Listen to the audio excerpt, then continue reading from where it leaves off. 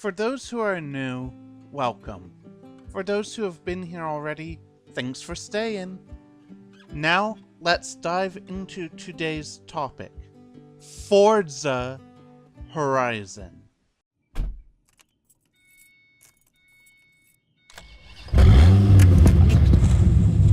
It's a beautiful day here in sunny Colorado, and we're here at the Horizon Festival getting ready to throw it down tonight. But remember, if you don't get here by 10 p.m., you are not going to get in. So if you're on your way down right now, step on the gas.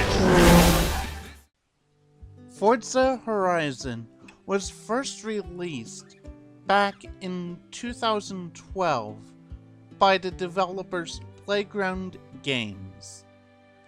Playground was founded in 2010, and they pitched an open world racing game to the developers over at Turn 10 Studios, who had already been famous for the Forza Motorsport franchise. Playground wanted to take motorsport and make it open world. So, partnering with Turn 10, they got the ball rolling on developing Forza Horizon. Forza Horizon wasn't just going to be another open world driving game. Oh no. It was going to be a car festival meets music festival. To that end, the devs from Playground Games worked with a DJ by the name of Rob D.A. Bank. We're putting up the name here so you can see it. I'm not promoting anything unsavory here. Like, that DJ name, brilliant. But again, we're not promoting any GTA shenanigans here. So, Rob helped the developers bring the music festival vibe into the game, which means he helped them with curating music, what the general vibe needed to look like for a music festival, all the ins and outs of what that could look like in a game, based on real-life events at the time. Another interesting aspect of this game that you notice almost right away when you're playing it are how many brands that got featured, such as Bose, Oakley, GoPro, Adidas, and a good handful more. There are banners, there are events, there are goals linked to different tasks you have to do that are connected to these brands, where you get in-game money credits. And the fact that these companies have banners spread throughout the game, throughout the races. For a car game, it's one thing to have automotive manufacturers being promoted. If it's a motorsport game, having different real-world tracks being promoted and having them look as realistic as possible. But having all these other brands being featured so heavily, I could be wrong, but I do not believe something to this level had been done in an open world driving game before, based in the real world. Moving forward in this series that I'm doing of looking back at the Forza Horizon franchise, one observation I'll make right now: none of these brands I just mentioned and the others you can find in this game were heavily featured in the subsequent games. If they were featured in them, they aren't as prominent, they aren't as, for lack of better terms, in your face. So, was this a good move to have them featured? I don't know. It was a unique selling point to the game, I think. Not in terms of game mechanics, but in the fact that these companies were being promoted inside of a video game. very interesting, very curious to see. Because these brands I don't think would have fit into a Need for Speed game. Grand Theft Auto is always its own universe. Maybe in Test Drive Unlimited? Unfortunately, I never played the Test Drive games back in the day, so I don't know if these companies were promoted in there.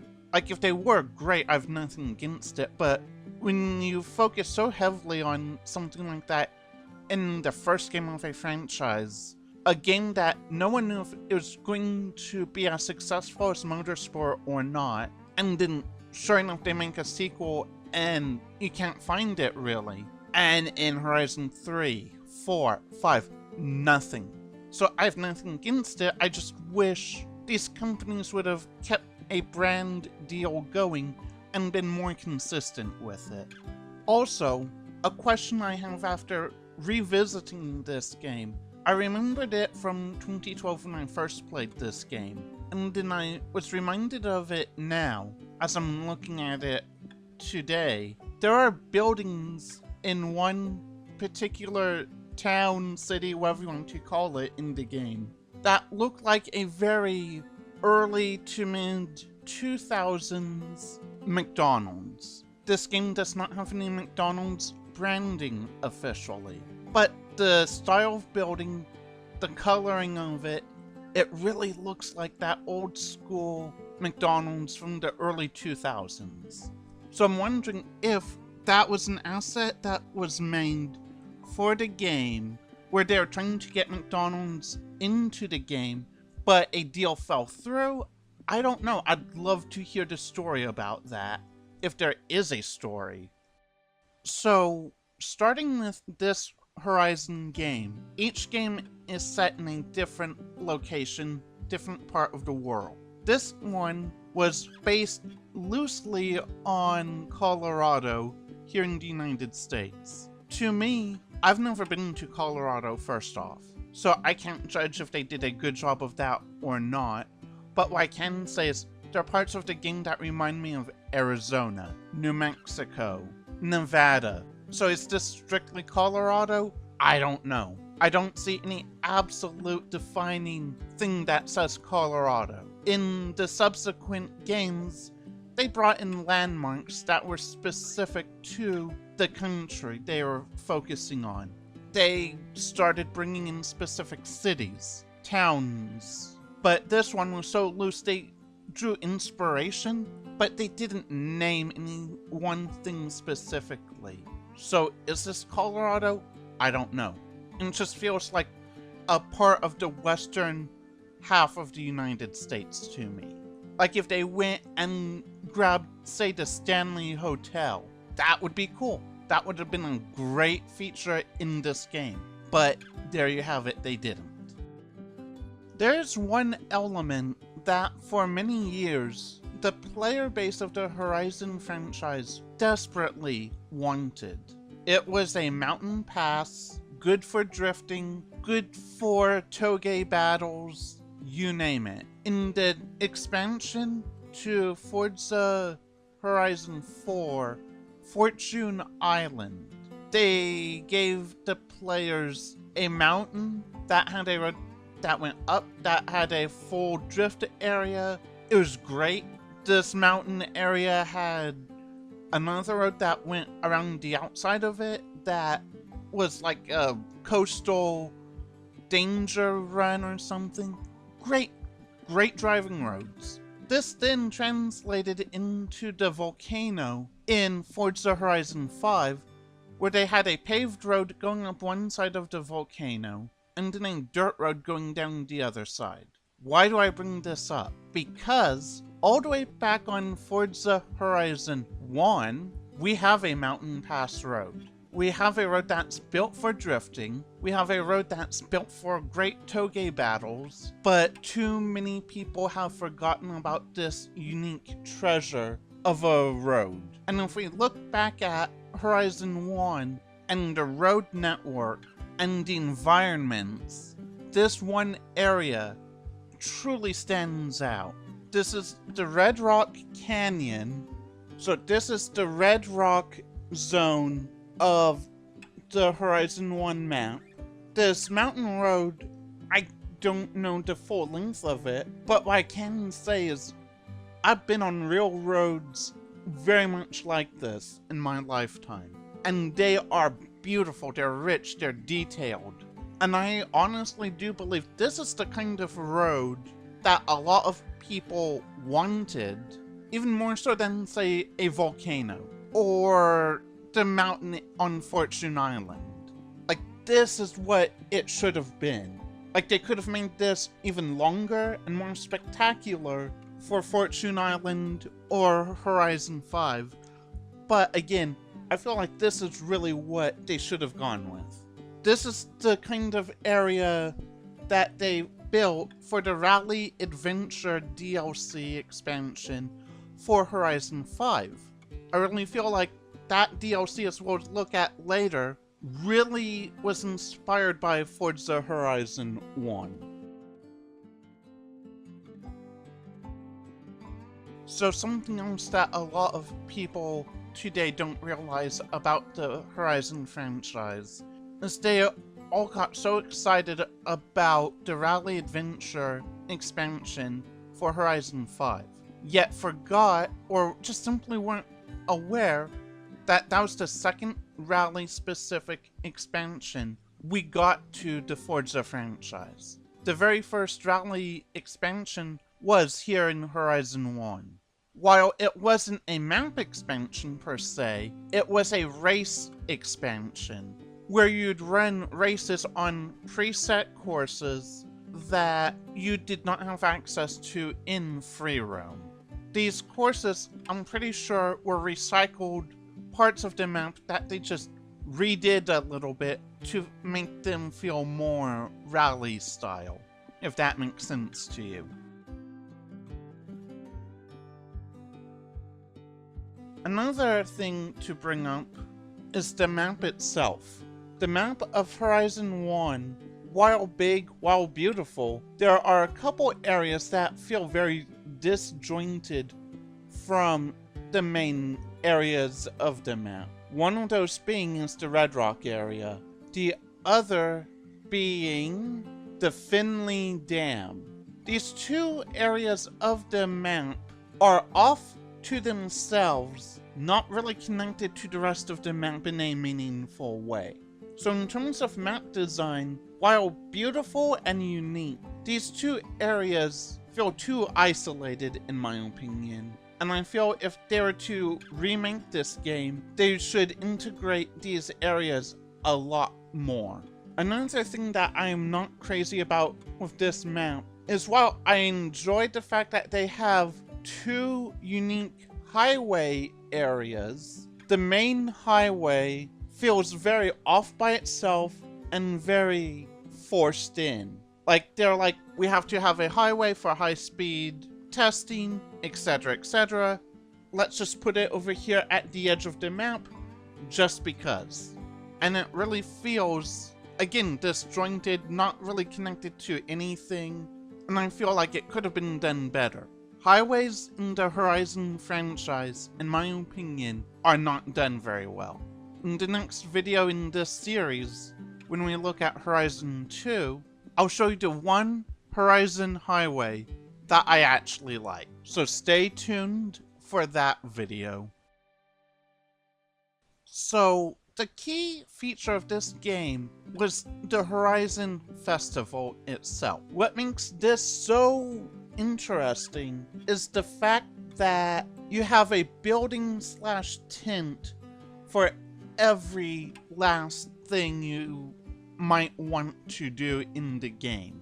When it's time to level up and unlock the new set of races, you have your race center for that. When you want to go buy a car, you have a place to do that. When you want to upgrade your car, you have a place to do that. When you want to go paint your car, and so on and so forth.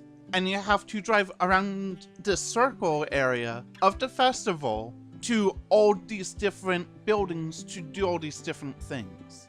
This is such a unique, interesting feature in this game that, starting with the second game and onward, they consolidated all that down into, you go to one building, basically. I believe with Horizon 2, there's the building where you buy your car, and then the building you go to do everything else with it. But then starting with Horizon 3, they have the main festival, where you go do everything. In number 4, you have the main festival, and then they introduce player houses, where again, you go to it, and it has everything. So Horizon 1 was very unique in how they had that core area set up. I've nothing against it, I think it's unique. Do I want them to go back to this? No.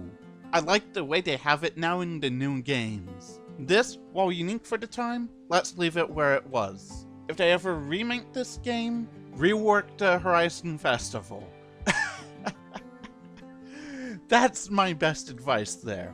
But focusing on the festival for another minute or two, I have a huge gripe with this game, and it starts right there. So at the Horizon Festival, this is a car festival meets music festival. The developers brought great music into the game. I'm not sure how popular the actual bands were at the time in real life, but I do know the music, as you hear it in the game, is fantastic. I do feel like they brought the music festival vibe into the game. However, I have a gripe with how they did it. That gripe being, you have a handful of different music venue stages scattered about the festival.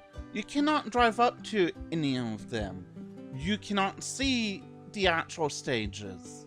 In the subsequent games, you can see some of the stages, but you still cannot go right up to them in your car. You cannot get out of your car and walk around the festival. You cannot walk up to the stages. However, if you get into photo mode, you can zoom in on the stage. There is no DJ booth. There's no band. I'd like to know where the music is coming from other than out of the speakers. I would like to be able to see some sort of performer, whether it's a DJ doing a great time mixing the music and giving the vibes and all that sort of thing, or put a band up on the stage. We're at a point where that is doable for a game like this. Bring the music festival vibe to the music festival stage.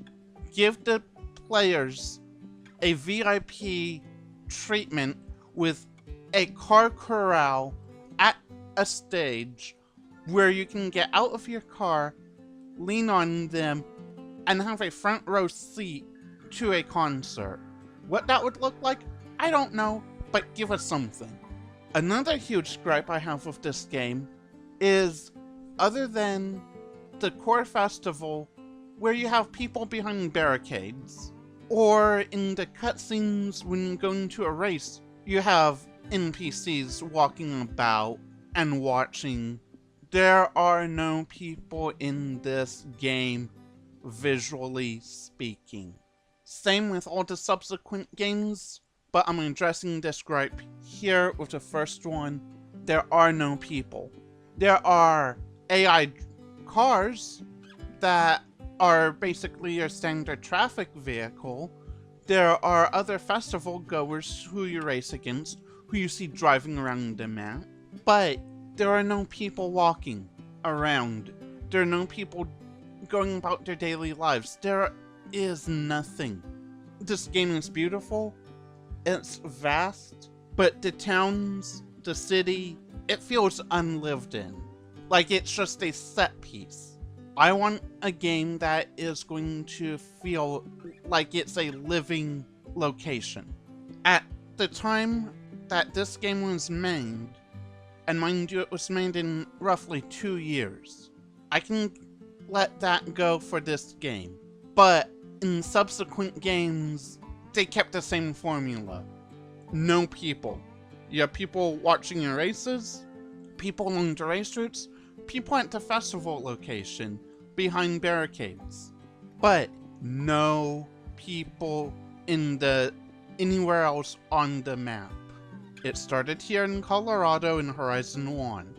this is where my gripe for that begins. I want a game that feels lived in.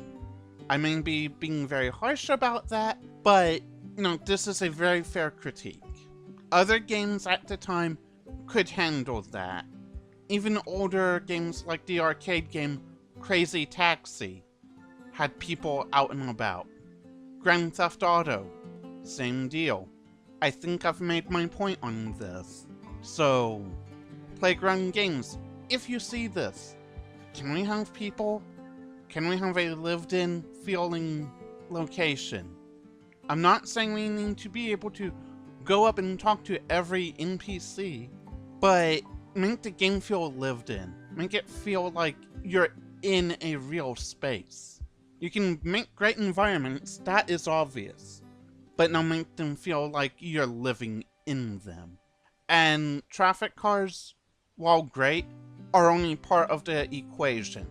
So another aspect of this series that people have talked about quite a bit over the years, have done this as well, talked about the physics. This game was made on the Xbox 360, so I'm not super critical of that. I get it. By today's standards, the physics in this game are outdated. But the critique people make about this whole franchise is it's arcadey, it's loose, it's not grounded, it's floaty, unrealistic, and that all the games feel the exact same. Let me tell you something. Horizon 1 is the floatiest, most arcadey of the entire franchise. If you're trying to tell me that the physics in this game are the same exact physics in Horizon 5, I'll call you a fool. Because over the years, while yes, they're more arcadey than simulator, they have gotten a lot more grounded. While they'll never be as grounded as, say, Motorsport, I do feel that today's Horizon does feel a lot more grounded than this game that we're looking at today. A game made between 2010 and 2012. Horizon 1 has its own unique physics feeling to it. You cannot compare it to any other Horizon game, except perhaps the Horizon 2 360 version, which is a whole nother can of worms that we are not going into. So again, the physics in this game, if you have a chance to play it, are going to feel very weird. Either they're going to feel very floaty, or they're going to feel super unnaturally heavy. Which is a very weird thing to say, but those are the only two ways to describe the feeling of driving cars in this game. Either they're so weighed down that you feel like you aren't moving very well, or they feel like you're trying to drive a feather. Like, that's the only way I can describe it, and in the footage that you're seeing right now of me driving in this game, it took me a good long time to relearn how to drive in this game. And believe me, I make it look easy right here. It really isn't. It's just, I took a lot of time when recording for this video to get used to it and weigh myself down into it. I'm not sure if I'm saying that right, but you get the idea. I took time, I figured it out, I got used to it, and I adapted to it. So, with this game, while it wasn't completely a new concept, there were two unique things that this game kind of got so good they kind of perfected it with this franchise. In real life, people over the years will buy a vehicle, leave them in the garage, or in a outbuilding, shed, barn, whatever, on their property. It gets forgotten about. Decades later, someone comes in, sees it, and oh wow, what a treat to find a car in disrepair, covered in dust, possibly covered in debris, and then it gets restored, and it's a collector's piece in real life. Well, that is something that this game did really well. They reintroduced the idea of finding a hidden thing in the game, a usable item, and in this case it's a car, where it then gets restored and you get to drive it. The way it works really is, on top of that, you get told, oh, there's a rumor of a barn find in this area. Go find it and we'll restore it for you. And so there's kind of a treasure hunt in all these games of trying to find all the barn finds as you progress through the game. That's one of the most interesting things that they do in this game. That, again, this kind of idea isn't new, but the way it's implemented here feels unique and special, and it feels like they perfected it. Another thing they did, again, not as unique as that, and not unique to other games back then completely, but the idea of a showcase event race, where you in a land-based vehicle drive against something that isn't on land per se. Like, for instance, how about you in a Mustang Mach 1 driving against a P-51 Mustang from World War II through the Red Rock Canyon Road that I mentioned earlier. That is their definition of a showcase event. These kinds of events are scattered throughout the game as you progress through the game. The showcase events became a staple in the Horizon franchise after gaining such popularity in Forza Horizon 1 here. From racing a Mustang to racing a helicopter, biplane, and that was just the franchise getting started. Another element that comes to my mind that made this game so interesting was its unique progression system. The progression system, you started this game out as just a rookie driver starting out with a basic everyday kind of vehicle, and by the end of it, you are driving supercars, hypercars, Lamborghinis, Ferraris, you name it. But you have to work your way up to that point. If you're a good driver in the game, you're going to progress very quickly. But if you're a casual gamer, it's going to be a slow grind. Is this a good thing, or is this a bad thing? Well, these days, too many gamers want what they want right away, and don't have the time or patience to play a proper progression-based game. This is evident by the pay-to-win system, even in single-player games, where companies will offer different gear, different weapons, different whatever in their paid shop that give you, the player, huge advantages. Also, in Forza Horizon 5, right off the bat, they gave you 3 incredible vehicles without any attempt at progression, where they just, here you go, here are the keys to the cars, and you're off to the races. While I think there needs to be some sort of balance in progression and how we approach progression, just giving players easy access to what could be argued as end-of-game level vehicles, I also don't think forcing players to get the worst of the worst right out of the gate is also realistic. Today's gaming market needs to cater to the casual gamer who might not have as much time as they'd like anymore for gaming, but I also feel give them some degree of a challenge so they feel like they're still earning something in the game.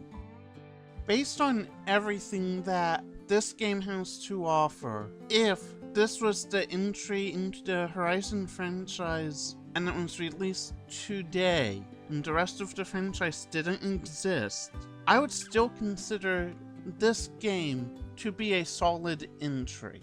The only other bone of contention with it, I would say, that holds it back from being a solid 10 out of 10, like right now, with the way this game is, I give it a 7.5 out of 10. The last bone of contention I have with it is 2 things that are both related to each other. One, while this game is technically an open world game, half of the map is closed off to the player.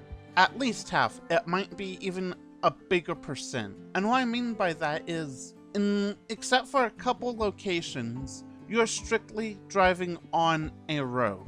There is no cross-country driving in this game, so to speak. Not in the way that it would open up in subsequent entries into the franchise. That leads me to the other part of this final issue, and that is when the game was being promoted originally, the developers said that if you can see it, you can drive to it.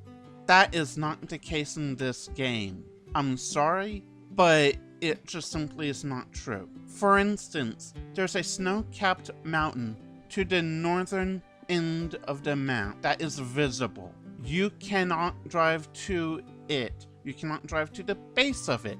There is a mountain range between you and that mountain. So no. So again, the map, while it's great, it's also very limited. Compared to the newer games, yes, I'm aware the technology of when this game was put out, they could only do so much. But I still feel like this game had so much more potential to give the player. Maybe if they waited a year, maybe 2 years more of development, I don't know. But again, I give this game a solid 7.5 out of 10 in the state it is in right now.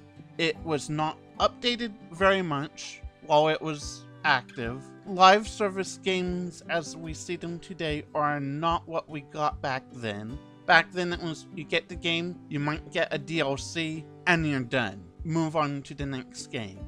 So with that in mind, a 7.5 is still a solid score. So key things to take away, if they're to ever come back to this game for a remake, or even a remaster, make the world feel lived in. Put more focus on the music festival itself, make all the elements on the map feel more connected, and make the map more open with cross-country across the whole map.